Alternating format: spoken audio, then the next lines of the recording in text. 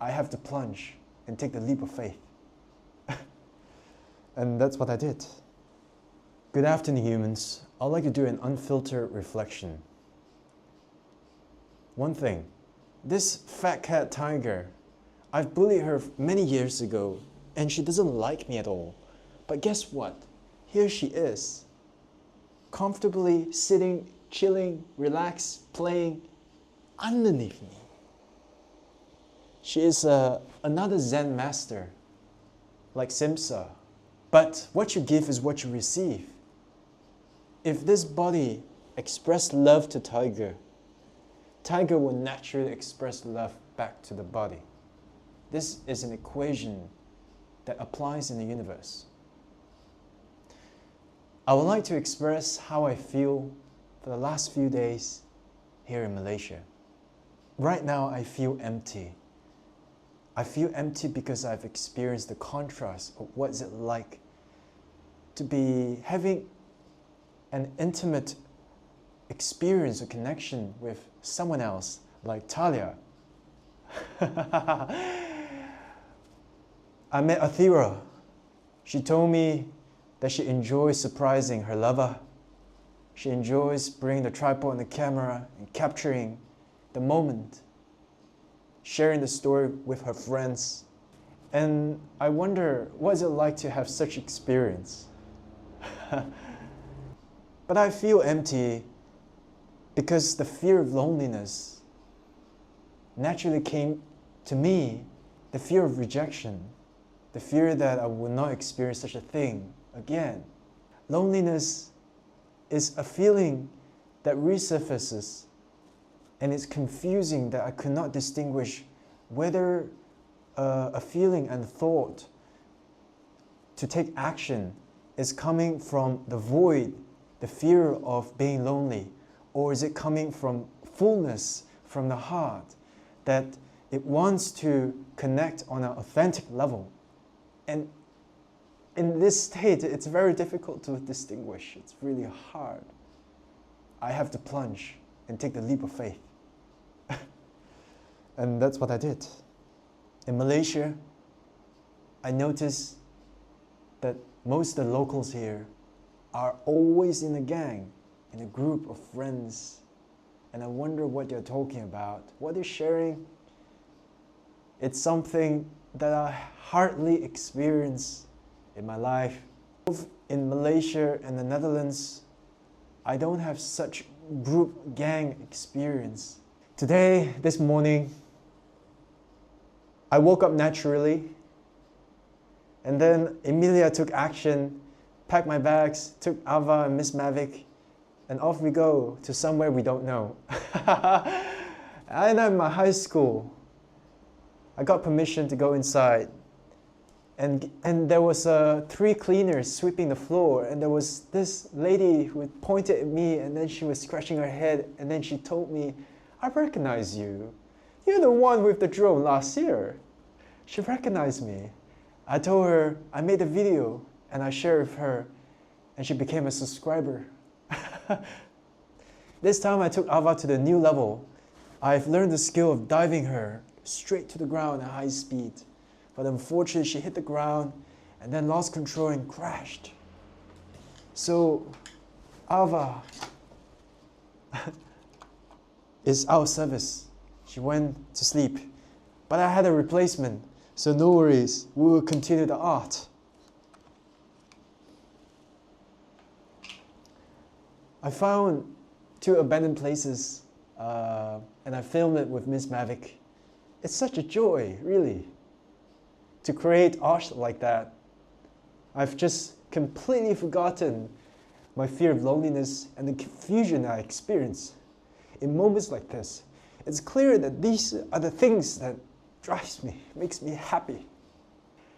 Guess what? I ended up in a Thai temple. I saw an Indian man selling flowers.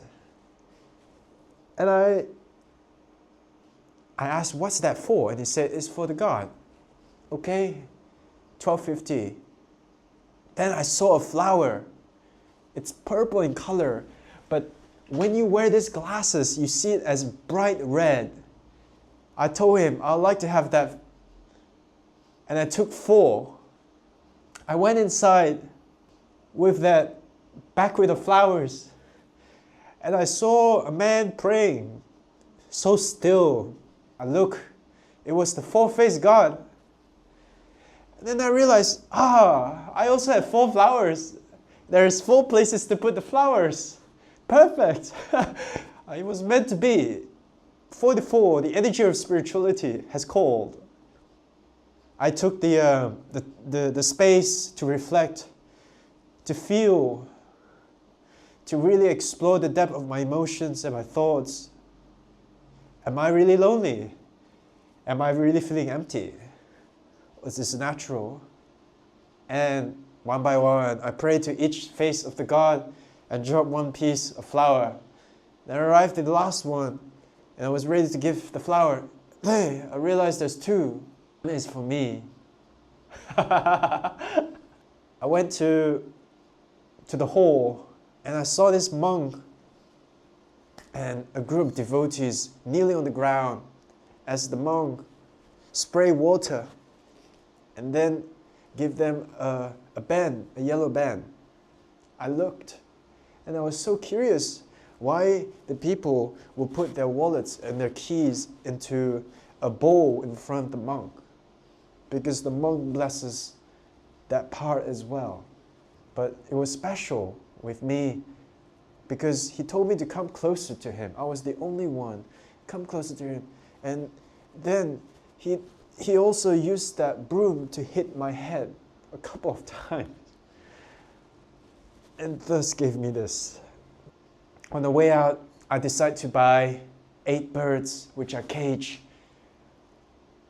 I wonder what is it for, and I realized it's actually about getting good merits by releasing. I saw this in Bangkok, and I never questioned it, but now I do. So I bought 8 birds, and the moment they were put in the car, they just remained still and calm. It's really strange. When I took out from the car, they start to be agitated. The moment they are in the car, they just remain calm, still. I decided to drive to 8 different places to release them one by one. But after turnings and turnings, I couldn't find a good place. But then I turned and turned, I arrived back at the Thai temple. I guess it was meant to be. So I took them out, and I opened the gates. 5 flew out. 3 remained for quite a bit of time. And I'm just curious why. The birds were facing the temple, and the temple, there is the sound of the birds. Lots of their friends are caged, and they are drawn to that sound. They have no clue that the door to freedom is behind them. So they taught me a lesson, and I've shared the story. I went to have lunch, and I saw a man in a wheelchair. I came up to him, and he told me he's selling torches. I told him, no need. Here is some money. He shared his story with me. He told me that his wheelchair is broken, and without it, he could not do business. He could not get out from home. And he needs this amount of money to repair it. He also asked for my name. He told me that he has a 80-year-old mother, and he has to take care of her. And he told me how difficult life is without the wheelchair working. I took a photo of the newspaper article in which he was holding in front of him, and I went to have lunch. I learned that this guy is extraordinary. He started businesses, doing trades to help single mothers. He was already disabled at a young age. Very strong soul. Came to taught me a lesson too. Oh, at the Thai temple, there was a place to buy a big candle. I bought a candle that will burn for 7 days. And there I wrote, Father and mother. That's it. Father and mother. It will burn for 7 days. So I've asked Athira out for a second date. I trusted my feelings and I did it.